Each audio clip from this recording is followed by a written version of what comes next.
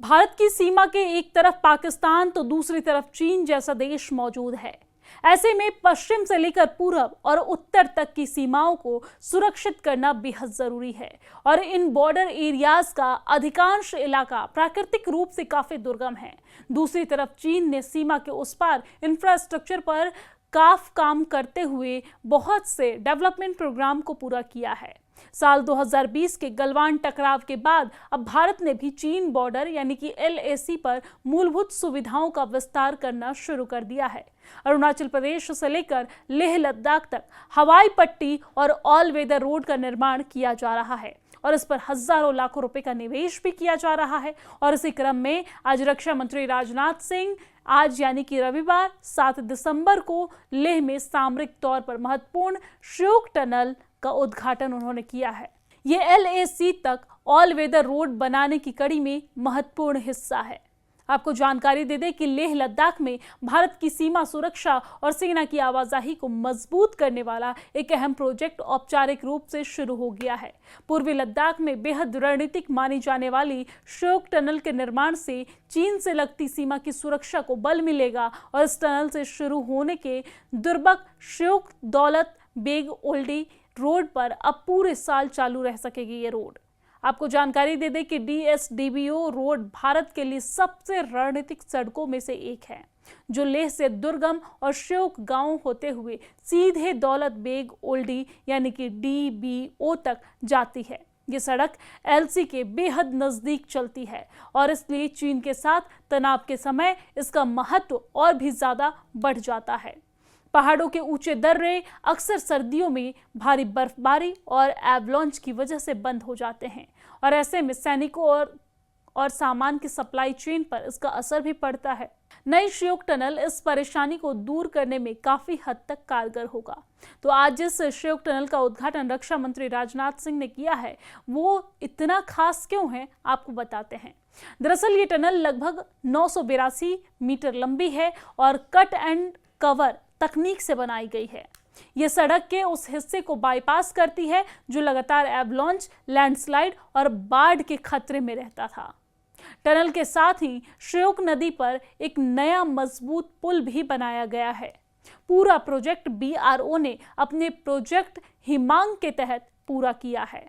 तो लेह में श्योक टनल के शुरू होने से LAC तक सैनिकों के मूवमेंट आसान हो जाएगी और टनल के शुरू होने से DSDBO रोड अब किसी भी मौसम में चालू रह सकेगी। इससे सैनिकों की तैनाती, हथियारों और जरूरी सामान की सप्लाई और सीमा पर चौकसी काफी तेज और सुरक्षित हो जाएगी। ये भारत की चीन सीमा पर बुनियादी ढांचों को मजबूत करने की तेज कोशिश का हिस्सा है। और इस संबंध में मैं ऑपरेशन सिंदूर की चर्चा यहां पर जरूर करना चाहूंगा।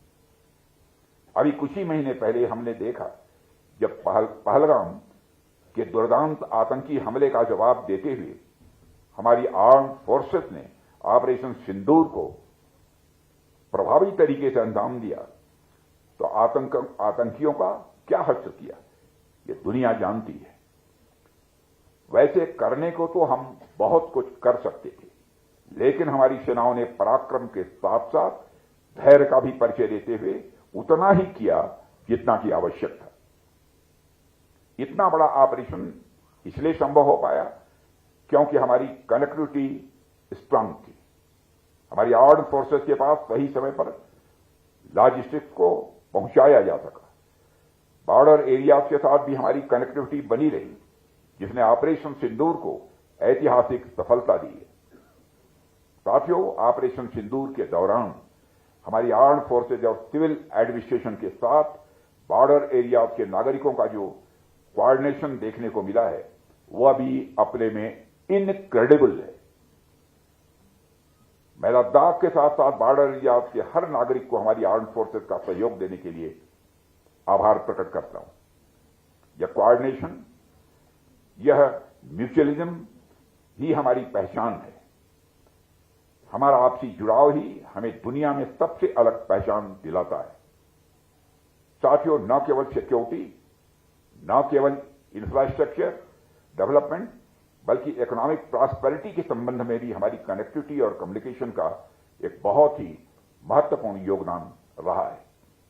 उदाहरण के लिए अभी हाल ही में यानी 2025-26 के दूसरे क्वार्टर में भारत की जीडीपी ग्रोथ यदि 8.2% तक पहुंची तो उसके पीछे का एक बड़ा फैक्टर हमारी मजबूत कनेक्टिविटी और कम्युनिकेशन रहा है। और यह ग्रोथ सरकार की प्रो ग्रोथ पॉलिसी और रिफॉर्म के साथ साथ हम सभी भारतीयों की मेहनत का ही यह परिणाम है।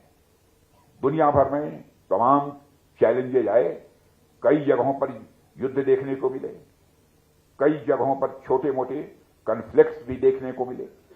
ऑपरेशन सिंदूर के बाद हमें भी एक बड़ा कन्फ्लिक्ट देखने को मिला, लेकिन उन तमाम चुनौतियों के बावजूद हमारी अर्थव्यवस्था कहीं रुकी नहीं। उन तमाम चुनौतियों के बावजूद हम आगे बढ़ते रहे। आज इस महत्वपूर्ण अवसर पर मैं lieutenant general Shri Raghu Srinivasan, DG border road organisation और बीआरओ के सभी जितने भी ऑफिसर्स हैं, कर्मी हैं, सेना के जवान हैं, सबकी मैं हृदय से भूरी भूरी सराहना करता हूं, उनकी प्रशंसा करता हूं।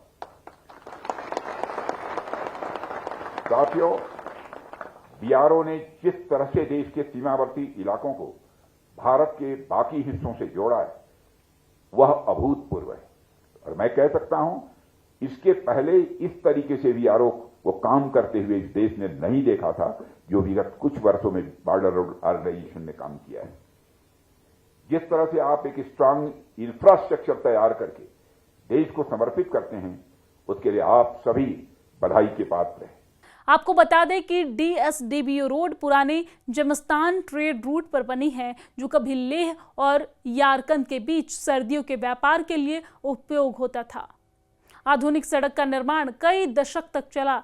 पहले इसका कुछ हिस्सा नदी के तल पर बनाया गया था, लेकिन बाद में 2011 के बाद इसे सुरक्षित जगह पर रीअलाइन किया गया और आज के दिन ये सड़क लेह से डीबीओ की दूरी को 2 दिन से घटाकर अब सिर्फ 6 घंटे कर देती है।